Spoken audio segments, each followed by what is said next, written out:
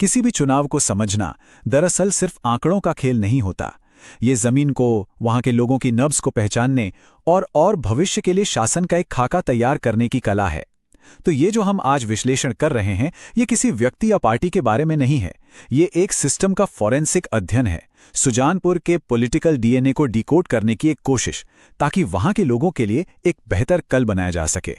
399 ये सिर्फ एक नंबर नहीं है। ये 2022 के सुजानपुर विधानसभा चुनाव में हार और जीत के बीच का महीन सा फासला है।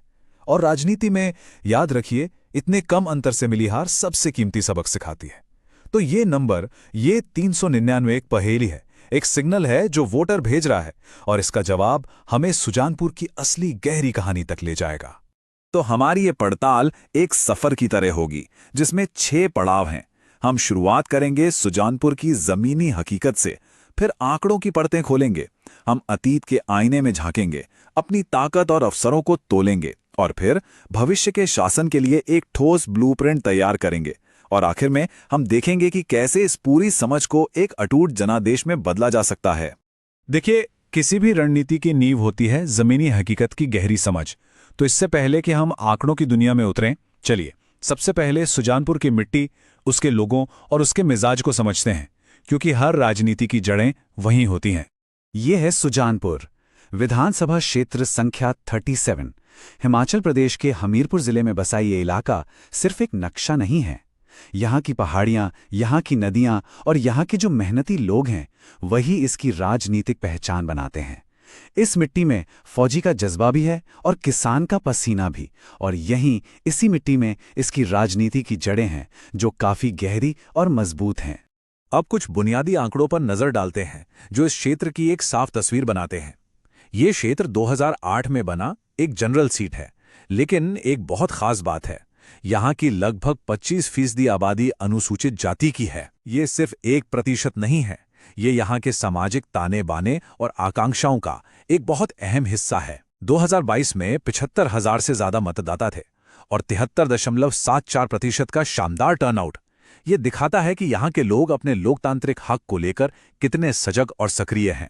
तो अब हम अपनी जांच के अगले चरण में चलते हैं, कह सकते हैं एविडेंस रूम में। और हमारे सबूत हैं आंकड़े, जो अगर ध्यान से सुने जाएं तो एक बहुत ही दिलचस्प कहानी सुनाते हैं। जरा 2022 विधानसभा चुनाव के नतीजों को देखिए। कांग्रेस के राजेंद्र सिंह राणा को मिले 27,679 वोट और बीजेपी के रंजीत सिंह राणा को मिले 27,280 वोट। फर्क सिर्फ 399 वोटों का, यानी महज 0.72%। सोचिए, ये दिखाता है कि मुकाबला कितना काटेगा था और कैसे बस मुट्ठी भर वोटों ने पूरे क्षेत्र का भविष्य तय कर दिया। ये बार चार्ट उस 399 वोटों के अंतर को और भी साफ दिखाता है। दोनों पार्टियों का वोट शेयर देखिए, लगभग बराबर है, एक दूसरे को छूता हुआ। जैसा मैंने कहा था, एक करीबी हार सबसे बेहतरीन डेटा देती है। यह हमें बताती है कि जीत बहुत दूर नहीं थी, और यह भी कि कहां थोड़ी और मेहनत से नतीजा पूरी तरह पलट सकता था।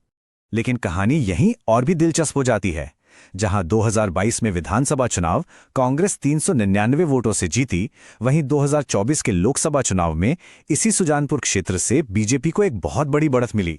हमीरपुर लोकसभा सीट पर बीजेपी की जीत का अंतर 1,82,000 वोटों से भी ज्यादा था। तो ये एक बड़ा सवाल खड़ा करता है, एक ही वोटर दो अलग अलग चुनावों में इतना अलग व्यवहार क्यों करता है?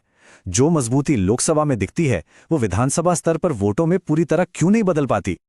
और ये सवाल हमें लोकतंत्र के एक मूल सिद्धांत की याद दिलाता है। जब मुकाबला 399 वोटों का हो, तब एक एक वोट का महत्व पता चलता है। हर एक वोट एक आवाज है, एक उम्मीद है, और एक जिम्मेदार सूचित सार्वजनिक बहस ही हमारे संवैधानिक मूल्यों की बुनियाद है। यही वो चीज है जो सुनिश्चित करती है कि हर नागरिक की गरिमा बनी रहे। तो अब एक चुनाव के नतीजे से आगे बढ़कर हम थोड़ा समय में पीछे चलते हैं। हम इस क्षेत्र के लंबे समय के चुनावी व्यवहार को देखेंगे, क्योंकि डेटा की अपनी एक याददाश्त होती है। हमें यहां बार बार दिखने वाले पैटर्न को पहचानना होगा। ये टाइमलाइन हमीरपुर लोकसभा क्षेत्र में बीजेपी के प्रदर्शन को दिखाती है। पार्टी ने यहां लगातार बहुत मजबूत प्रदर्शन किया है, जो 2019 में 69% के शिखर पर पहुंचा था। हाँ, 2024 में इसमें कुछ गिरावट आई, लेकिन दबदबा कायम रहा। पर इससे भी ज्यादा जरूरी बात है लगातार बढ़ता हुआ मतदान प्रतिशत। ये साफ बताता है कि लोग राजनीति में अब ज्यादा सक्रियता से हिस्सा ले रहे हैं और उनकी उम्मीदें भी बढ़ रही हैं। स्रोत का ये उद्धरण सुजानपुर की राजनीतिक प्रकृति का सार बताता है। सुजानपुर एक स्विंग माइक्रोकॉज़म है। यहाँ बहुत कम अंतर से नतीजों का फैसला होता है। इसका सीधा मतलब ये है कि ये एक बहुत ही संवेदनशील क्षेत्र है। ये स्थानीय मुद्दों पर भी प्रतिक्रिया देता है और राष्ट्रीय लहर पर भी। यहाँ जीतना है तो दोनों स्तर पर काम करना होगा। तो अब तक हमने एक तरह से बीमारी का निदान कर लिया है। अब हम इलाज की तरफ बढ़ेंगे, यानी हम विश्लेषण से रणनीति की ओर चलेंगे और अपनी मौजूदा ताकतों और विकास के संभावित अवसरों का एक ईमानदार आकलन करेंगे। ये स्वॉट एनालिसिस हमें एक बिल्कुल साफ तस्वीर देता है। ताकत क्या है? मजबूत राष्ट्रीय नेतृत्व और एक सम्मानित पूर्व सेना उम्मीदवार की छवि। कमजोरी? उम्मीदवार की लगातार कम अंतर से हार और पार्टी बदलने से पैदा हुआ कंफ्यूजन। अवसर? केंद्र सरकार की योजनाओं को जमीन पर उतारना और युवा वोटरों को जोड़ना। और खतरा? प्रतिद्वंदी का मजबूत स्थानीय नेटवर्क और सड़क पानी जैसी अनसुनी शिकायतें। देखिए, एक अच्छी रणनीति वही है जो ताकत का इस्तेमाल कर अवसर को भुनाए और कमजोरियों और खतरों को बेअसर कर दें। अब हम इस प्रस्तुति के सबसे जरूरी हिस्से पर आते हैं। वो खाका, वो ब्लूप्रिंट जो सिर्फ चुनाव जीतने के लिए नहीं बल्कि जीतने के बाद एक सार्थक शासन देने के लिए है। ये 399 वोटों के घाटे को एक मजबूत जनादेश में बदलने का रास्ता है। किसी भी रणनीति का पहला कदम है मतदाता की आवाज सुनना। और यहाँ की शीर्ष शिकायतें क्या हैं? भूस्खलन वाली सड़कें, बिजली पानी की समस्या, गिरती कृषि कीमतें, एमएसपी की चिंता, स्वास्थ्य सेवाओं की कमी और सबसे बढ़कर युवाओं के लिए स्थानीय नौकरियों का अभाव। कोई भी सफल रणनीति इन्हीं रोजमर्रा की हकीकतों को संबोधित करने पर आधारित होनी चाहिए। इसके समाधान के लिए हम प्रस्तुत करते हैं चतुर्मुख सिद्धांत, एक 4 आयामी रणनीति। पहला, चुनावी चेहरा, स्थानीय दिग्गज की सैन्य सेवा की छवि को राष्ट्रीय विकास के एजेंडे से जोड़ना। दूसरा, संगठनात्मक चेहरा, हर बूथ पर कार्यकर्ताओं को मजबूत करना ताकि वे सरकार और जनता के बीच पुल का काम करें। तीसरा, नैरेटिव चेहरा, सम्मानजनक सेवा और राजनैतिक अवसरवाद के बीच एक साफ फर्क दिखाकर एक नैतिक कहानी बनाना। और चौथा, संसाधन चेहरा, केंद्रीय नेताओं, फंड्स और डिजिटल प्लेटफॉर्म का सही इस्तेमाल करके जमीन पर प्रभाव डालना। इस रणनीति का एक बहुत ही महत्वपूर्ण स्तंभ है केंद्र सरकार की योजनाओं को सीधे स्थानीय समस्याओं के समाधान से जोड़ना। बात को हवा में नहीं रखना है। जैसे जब कोई पानी की समस्या की बात करे तो उसे जल जीवन मिशन के बारे में बताएं। खराब ग्रामीण सड़कों के लिए प्रधानमंत्री ग्राम सड़क योजना का लाभ उठाएं और आवास की कमी को प्रधानमंत्री आवास योजना के जरिए दूर करें। राष्ट्रीय नीति को व्यक्तिगत समाधान बनाना, यही असली काम है। इन योजनाओं को सही लोगों तक पहुंचाने और उनकी शिकायतों को सही ढंग से समझने के लिए हमें जानकारी की जरूरत पड़ती है। लेकिन आज के दुनिया में किसी की व्यक्तिगत जानकारी एक अमानत है, एक विश्वास है। भारत का डेटा संरक्षण ढांचा हमें सिखाता है कि किसी भी नागरिक की जानकारी लेने से पहले उसकी सहमति कैसे ली जाए और उसका उद्देश्य कैसे बताया जाए। ये सुनिश्चित करना कि एक नागरिक की गोपनीयता का सम्मान हो, ये कोई कानूनी सलाह नहीं बल्कि एक बुनियादी मूल्य है। तो अब हम अपने सफर के अंतिम पड़ाव पर हैं।